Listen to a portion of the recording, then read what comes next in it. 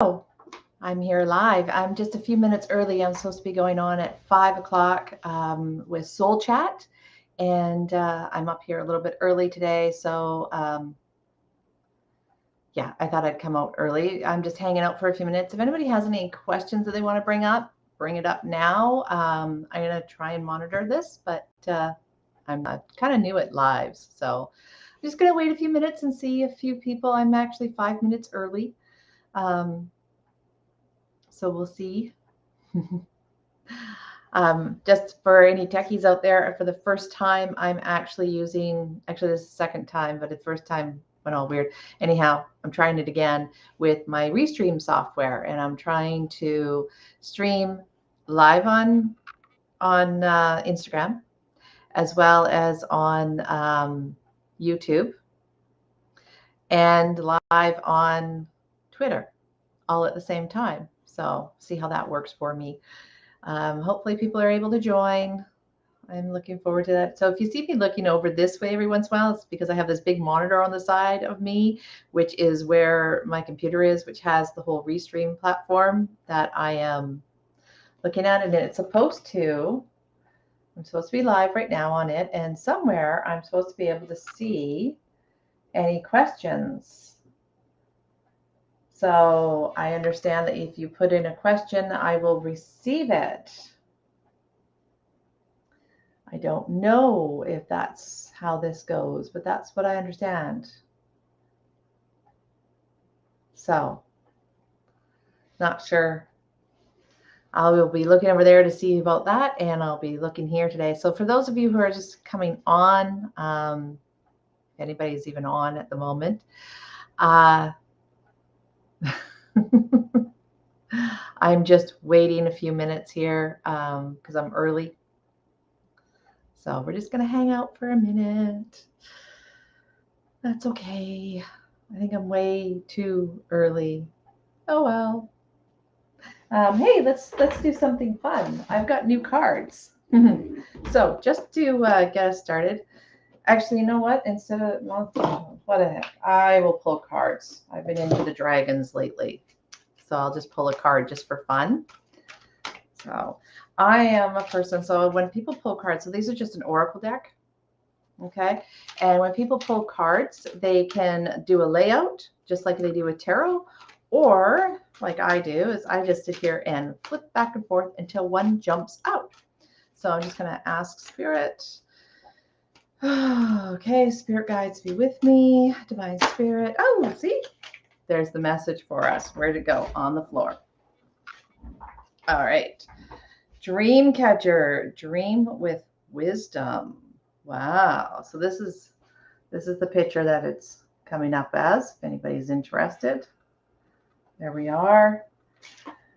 All right. And this, like I said, this is a new deck to me, so I'm just going to actually pull it up. And anybody joining in here, I'm just spending some time waiting for people to come on. Hopefully people will come on and join me. If not, I will continue because this will be recorded. Dreamcatcher. I am the Dragon Fae. Here, shall I hold it up for you? There we go. I am the Dragon Fae being who comes in the night, who travels through the dimensions to the doorway of the worlds. I will stand while you sleep and send you messages that you can unravel in your waking hours. All that is no longer needed will come to me, if you allow it, and I will catch it in my web between my hands, lit up by the light that travels from the solar plexus of this universe, the being you call sun, but which I call bell. This bell shines through our day, and as night I reflect that light into you, cleansing what is irritating and difficult for you, but keeping all that which you need to go forward. There is nothing to fear for the presence of we dream beings. I am yours, and in your dream we will journey. We will explore, we will share, and we will be happy together. I will help you reach your goals if you believe. Great blessings from Spirit will be yours. We are part of the same tribe, and your blood is mine. The dream catcher is at your service. Every night you allow me to visit, I will be your protector. Your solar plexus will be opened a little further, and your light will shine a little brighter in this world. I can help you see the threads of your future and to follow them. Let me into your dreams. Invite me in. This is my request of you.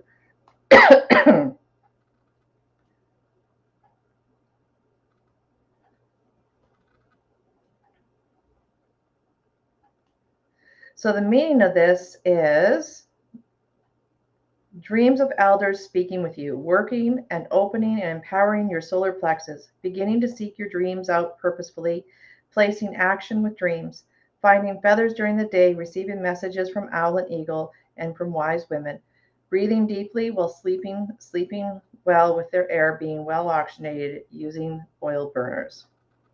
Well, that kind of isn't very clear, is it? Keep a dream journal, dimensional travel, communications between worlds, receiving messages without judging them, ensuring regular healthful sleep, changing the bedroom, clearing sleeping space, clearing space generally, trusting that you are safe and protected while you sleep. So I'm just going to. So somebody out there needs to hear the message about the dream catcher. So what did all that kind of mean? So in our dreams, we process, well, we kind of everything. So the conscious, the subconscious, and the superconscious and divine spirit, our spirit guides, our light workers, they all work with us through our dreams a lot of the time. Well, they work always through our dreams. For most people, some souls, this does not apply. So be aware, some souls are dream walkers or dream helpers, and they actually go into other people's dreams to play different characters and help other people. So those people, those souls, if you know you are one of those, don't try and interpret your dreams. But for the rest of us, and I say don't try and interpret your dreams because they're not actually yours and pertinent to you, because you're doing soul work when you sleep. But most of us are not doing that. All right. So going back to the dream catcher. So in our dreams, there can also be messages. So we can process what's gone on through the day, things that we're working through, getting answers to what we want, or that was things that we're struggling with. They'll reveal themselves in their dreams.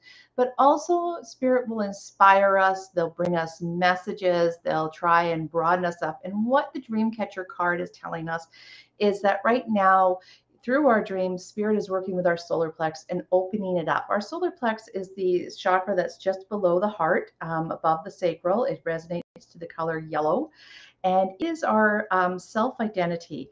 It's very much about what we can, what we will, what we do. It's the strength and our gumption to go and do things comes from there. Our confidence in ourselves comes from there. It is how we harmonize ourselves with the world. It's where we create our balance in the world. That's what it's all about. A lot of us have struggles in that area, especially if you're listening to me, because that's something I work with a lot, is helping people step into their purpose, step into their power, as well as to find their voice. Our voice comes from the throat, but a lot of the times we need to clear the solar plex in order to let that voice out. All right. So it is officially 5 o'clock. That was just a little quick card pull I was doing to put some time in here because I got on early. But welcome to Soul Chat. Thank you very much for joining me. Normally, this is Soraya Tabish and myself, and we get together every week on Wednesday at 5, and we chitty chat about whatever energy aspects are going on that we want to chat about. But unfortunately, Soraya will not be joining us today. Soraya has come down with the dreaded flu that has been running around hitting everybody, and has no voice and is not up to being on live today. So it's just me. So as many of you know, I talk a lot. So I'm just going to go ahead and talk a lot for a few. So what I wanted to talk about today, I'm going to cover two things.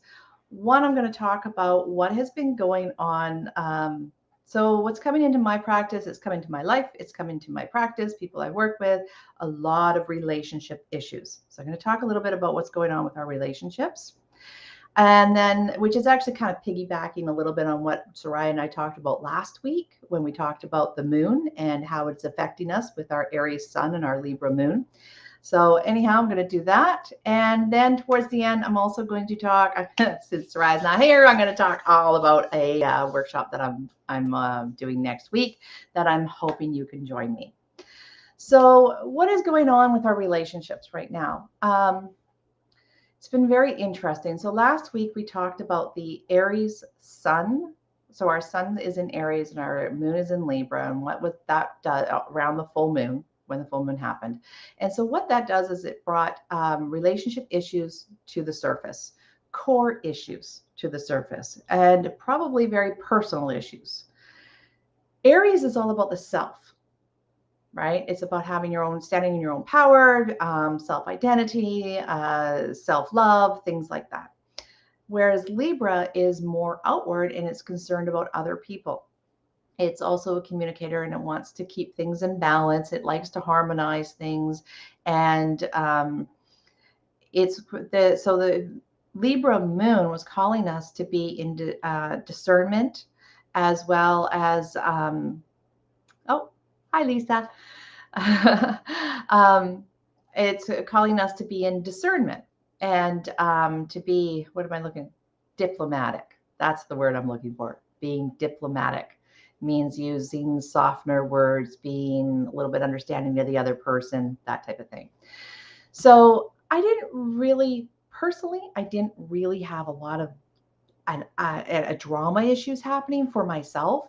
A few of my clients definitely did. There were dramas coming up in relationships, deep, a lot of jealousy of another person, insecurities, trust issues that were long and deep. Those were really coming up in relationships. And a lot of my clients had real outbursts in their relationships.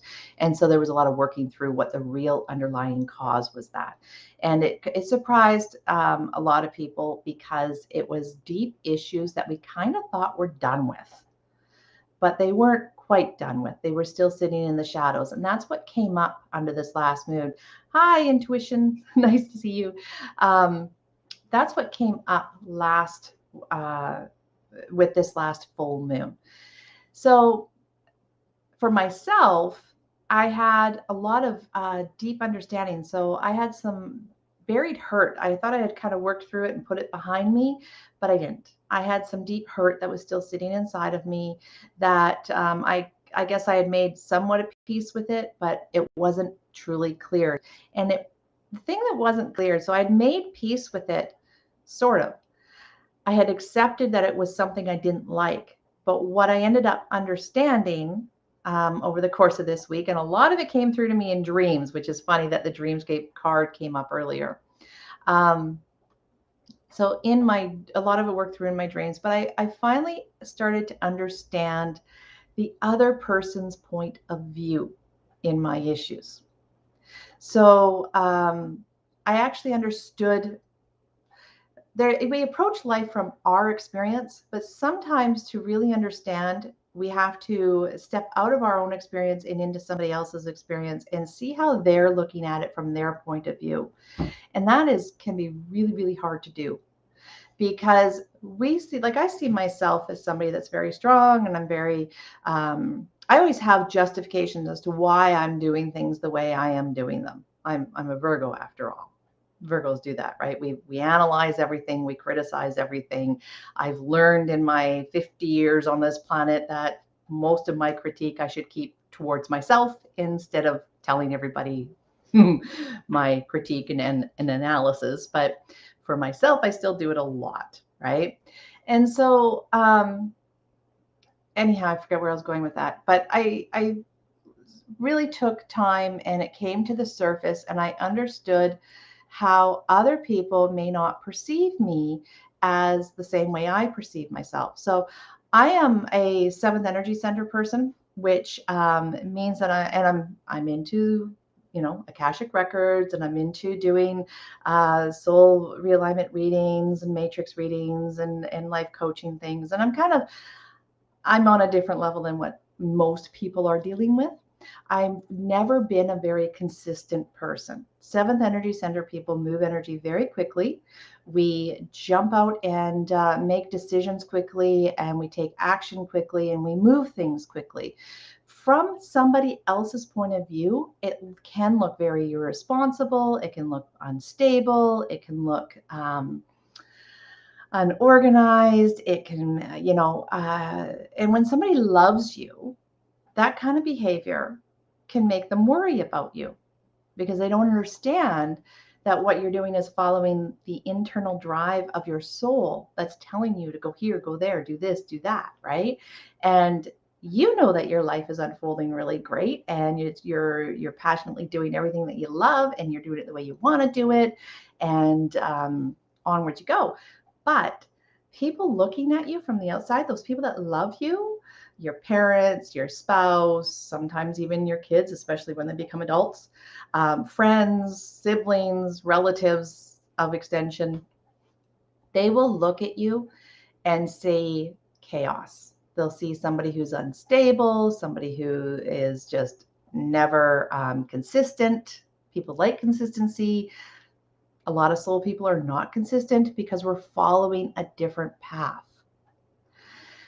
So understanding that our loved ones are not doing things because they don't believe necessarily in us, or that they are trying to undermine us or control us, but rather they're doing it because they're scared for us, right? As soul inspired people, we may have a lot of confidence going out in what we do, but to our parents, it may look very insecure, and they're just worried about us. So they do things to control. And like I said, it's not just parents, it's our friends, it's our extended families. It can even sometimes be employers and coworkers and that are trying to, they want to push us into stability. They want to push us into what they see as responsibility. And when you're a soul-driven person, that doesn't always line up, especially if you're one of the higher energy centers in your natural operation. It just doesn't work.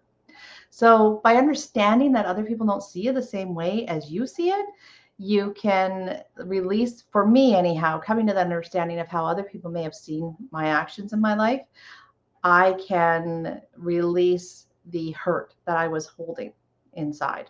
And that it also brought up the areas where I wasn't, where my trust had been broken, and I started looking at the other side of it. What was the other person's behavior? What was going on in their world that caused them to break my trust? And through looking at it that way, I had a different perspective on it, and I've released the hurt that I had felt by my trust being broken. It wasn't that they were out to hurt me, it was that they were doing what was right for them. It just had a collision point with mine, and I ended up hurt from it because I had a trust issue. So, and a lot of the times, actually, when I look back at some of my trust issues, it was because I was advocating a responsibility to them. I was looking for them to be responsible for something that really I should have just been responsible for myself. That can happen too. So that was some of the relationship stuff that came up this week. Jealousy in relationships was another one that came up quite a bit. With my clients particularly, jealousy in relationships is often masking insecurity, often saying that we aren't trusting somebody, or something has been broken. So it may not even be the situation that's happening at the moment, but it could be something buried deep down. Usually the first time we feel jealous or our trust is broken, we kind of let it slide and we justify it, and or we just go, everybody has a moment, or, they did their best that they could, whatever, right? We justify it. But it happens, little ones happen often enough that eventually you something big might happen, and then it gets triggered.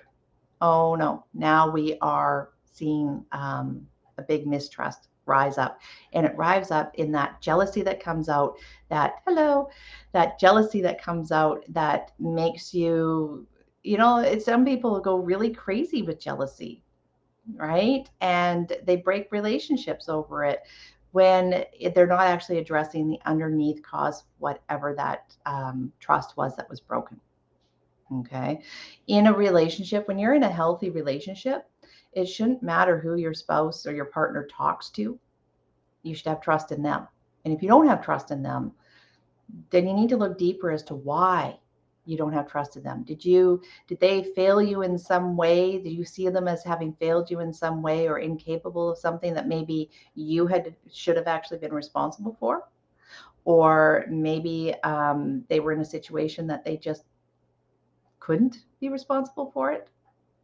Or, what was the circumstances that caused them to let you down, so that you now have this broken trust with them.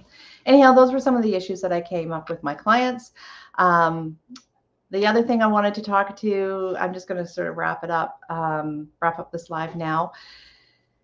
I just wanted to take a minute and talk about my workshop next Wednesday night. I'm talking finance. I am actually doing a finance course or it's not exactly a course, it's more of a finance coaching program, I guess it's called. Anyhow, it runs for about 6 weeks. It is the first time I'm doing it. I've done the training. I've done multiple trainings to do a part of this, and I've been working with this for about 2 years now, and really enjoying it. It is working with sacred money architects. It's also working with your ego, and it's working with some of the big money blocks that we get with programs and beliefs that we pick up from past lives and from our family and our society. So it's dealing with some of that. It's also going to have a whole different way of looking at money, right? Because we're meant to be abundant, and far too often we're justifying that we're not. Oh, I am abundant. I've got lots of love and friends. I have everything I need, right? I have no problems. I have everything I need. Well, no, actually you don't, because when you need to call the plumber, it's a struggle to figure out how to pay him. Right? And then you're like, oh, magically money appears over here. That's great. You're getting into the starts of it, but really you should already have the money to pay the plumber. It shouldn't be a stress at all. You should know abundantly that you have the money there because the money's already there. Okay. So that's actually living a step towards living abundant. Everybody has a different opinion of what living abundantly is. But I find often in spirituality that we justify living in lack as a spiritual, I have everything I need, so I don't need anything else. Well, that's often, if you're living paycheck to paycheck, you're living on the edge, you're worried about where the next paycheck's going to, how are you going to put money aside for college? How are you going to put money aside for, the big accidents that happen? If money is any way a mystery in your life, this particular workshop or this particular program I've put together is going to help you work through and figure out how you specifically do money. Figure out what negative blocks and beliefs you have around money, as well as we're going to go and open up your sacred contract with money. And we're also going to deal with how the ego keeps us small and safe. So that's all part of the program. But next Wednesday night, I'm doing a free information night. And that night, I'm going to talk about the energies of what money really is, I'm going to give you some tips on how to clean up debt and how to connect with money. And I forget what else I was going to do, but there's a list of things I'm doing on Wednesday night. And I invite you to come join. Come join. It's a free night. You can find the information on my Facebook. It is on my website, but I'm launching a new website this week. So it may be down, up, and whatever. And it's not actually it's not very well laid out on my website because my designers are working on the whole thing, not on that page. So you can message me and I can send you the link to the actual page. It's on Eventbrite. It's in a few different groups around. And of course, like I said, it's on my Facebook page, highlighted at the top. Join me for the information night on that. Anyhow, that's all I'm chatting with about tonight. Hopefully Soraya will be feeling strong and healthy. I send her all my best, and I send loving Reiki out to all of you in your pursuit towards your soul passions and on your soul journey in this life, and especially to any of those that are fighting colds and flus, just like my dear friend Soraya. And anyhow, have a good night. I hope you enjoyed Soul Chat, and I'll see you next week. Love you all.